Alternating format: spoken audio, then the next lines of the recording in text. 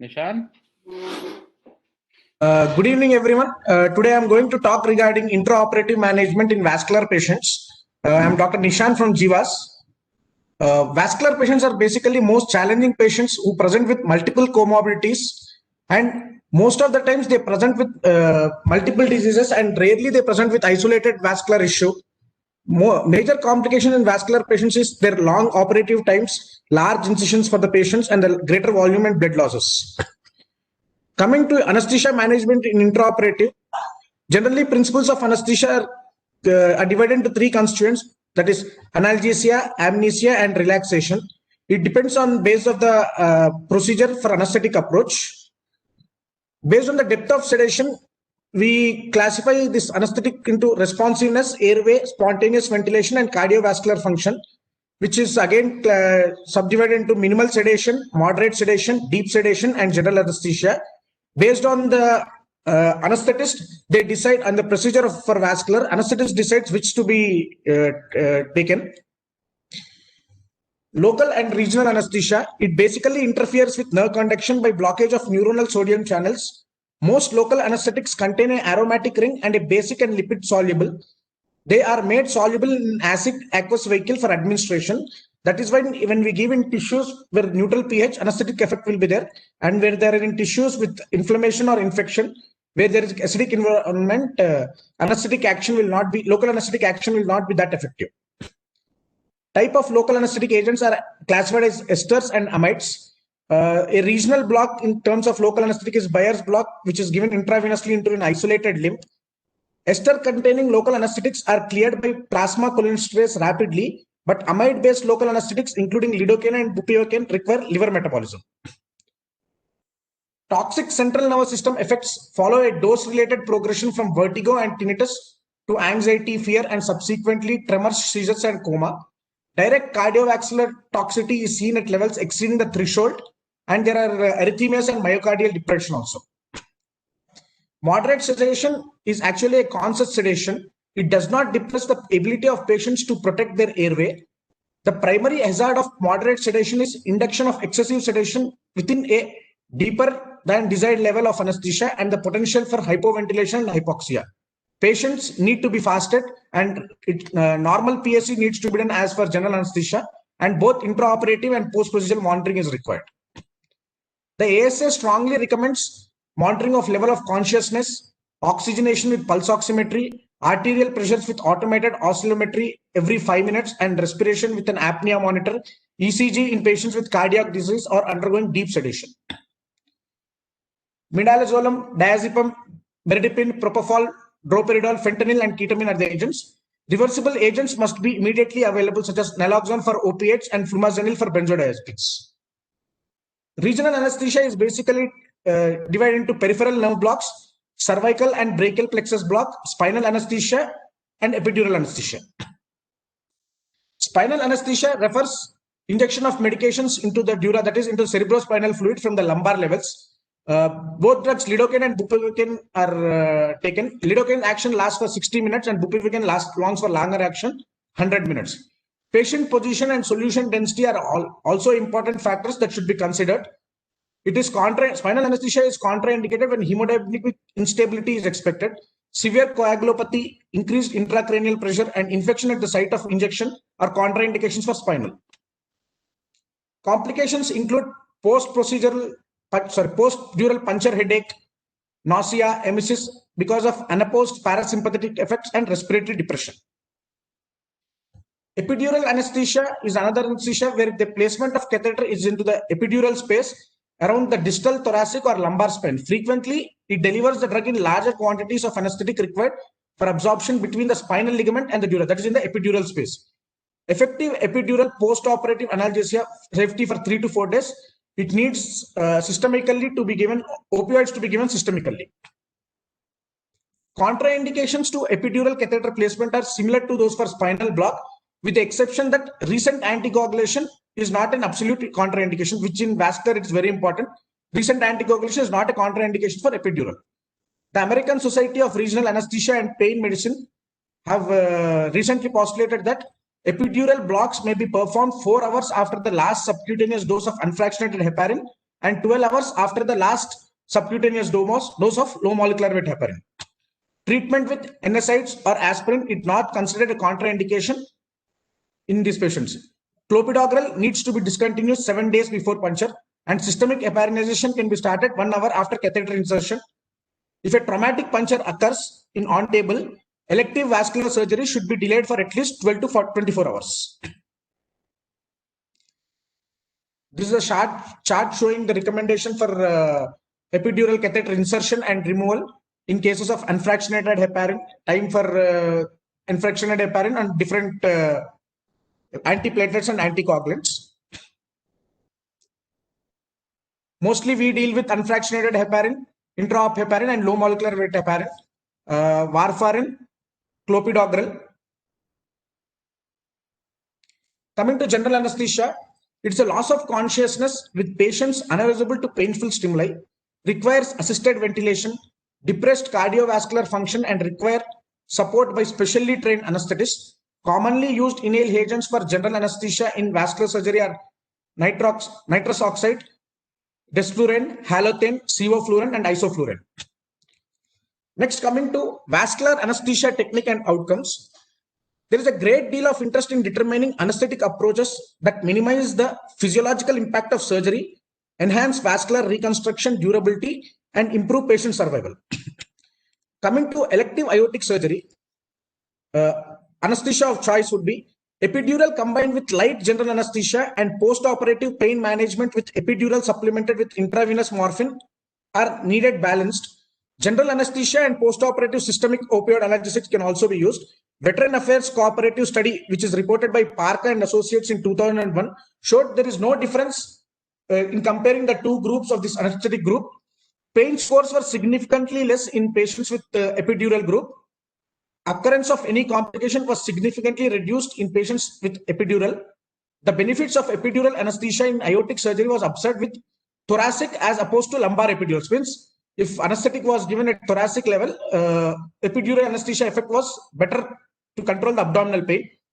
Thoracic regional anesthesia specifically reduces sympathetic activation and increases myocardial oxygen supply via coronary dilation.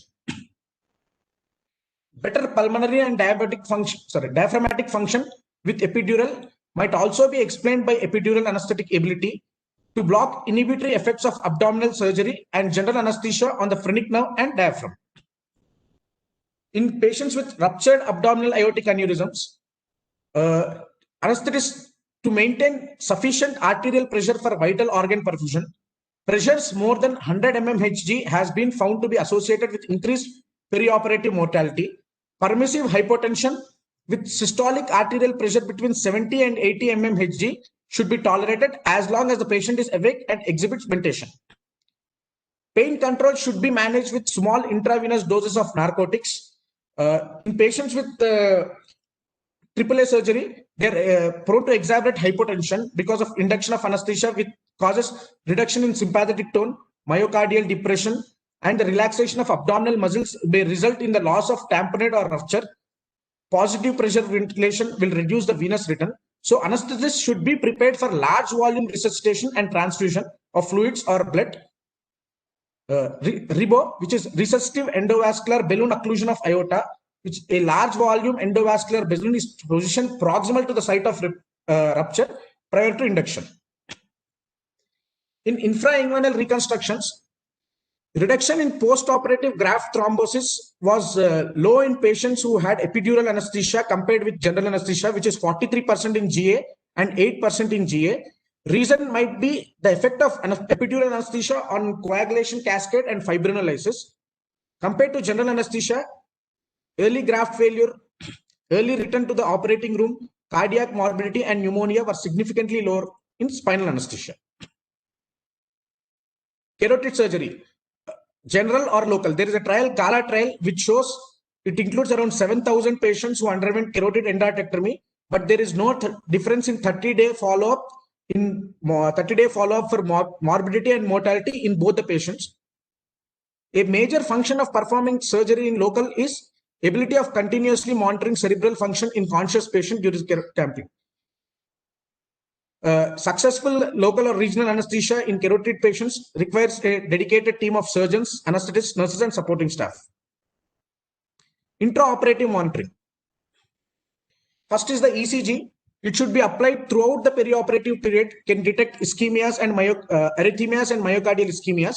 Basically, a 5 electrode system with 4 limb leads and a unipolar pericardial lead is used in vascular procedure.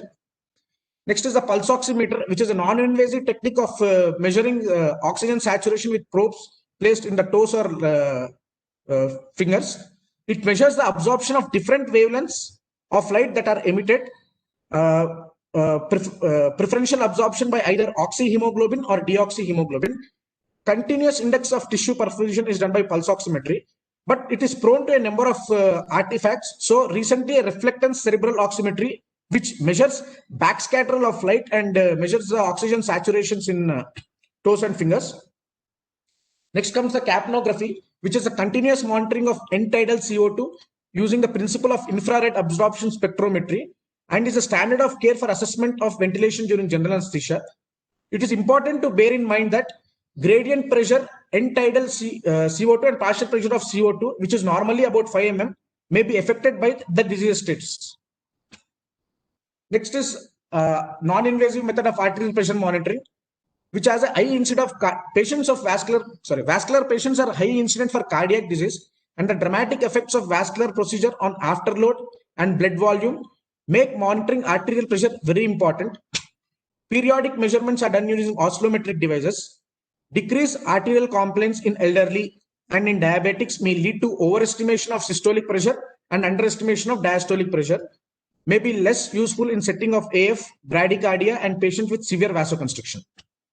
Coming to the invasive methods, in procedures with aortic clamping and resulting in sudden changes of afterload, intentional pharmacologic manipulation of arterial pressure, that is hypotension during the thoracic endograph procedure or hypertension in occasional carotid cases, manipulation of critical cardiovascular reflex arcs with carotid angioplasty or endarterectomy or both, added benefit of being able to be repeated at the same time, blood sample can be taken through the artery line.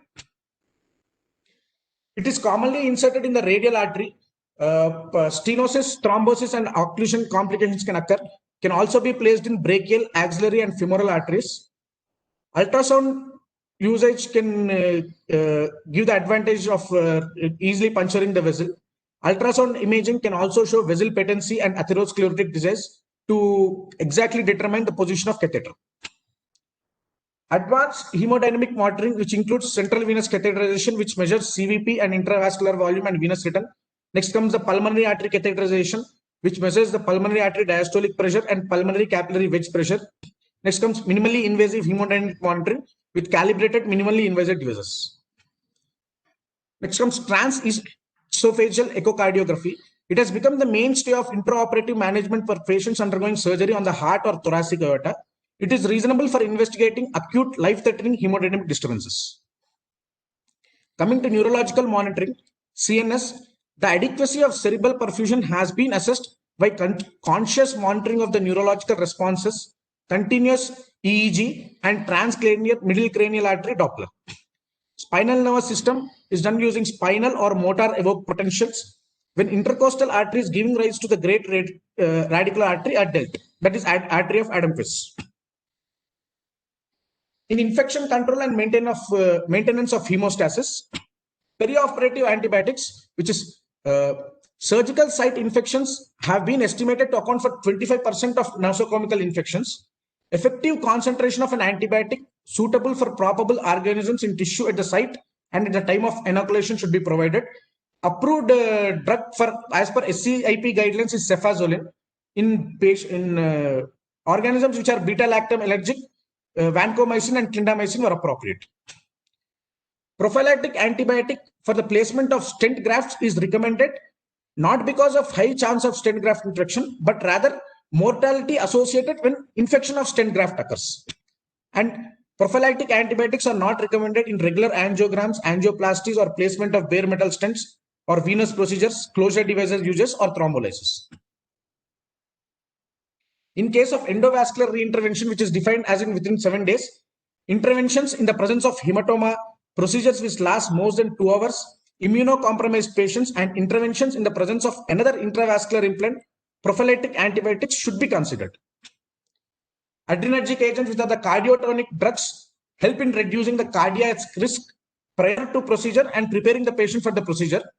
Administration of beta blockers through the perioperative period has a theoretical benefit, and therapy should be started at least 1 week prior to the surgery to titrate dosing and should not be started at the time or on the day of surgery. Beta blockers are contraindicated in patients with asthmatics, sick sinus syndrome, second or third degree heart blocks. Potential adverse intraoperative effects include augmented intraoperative hypotension, bradycardia, which may be significant in vascular patients with impaired cardiac reserve.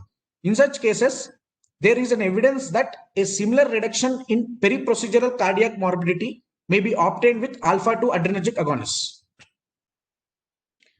Maintenance of normothermia. Normothermia is the temperature, core temperature higher than 36 and lower than 38. Anesthetic and surgeon should be aware of conventional heat loss in patients during surgery. Mild hypothermia refers temperature less than 36 and in between 34 and 36. Hypothermia basically is associated with the multiple serious complications in surgical patients, which include wound infection, immune dysfunction, coagulation cascade infection, increased blood loss, increased transfusion requirements, and major adverse cardiac events and death. Sugar controls in patients, in surgical patients, especially vascular patients, is very important because there is a substantial evidence that aggressive therapy to maintain normoglycemia can help a benefit on the mortality in surgical patients.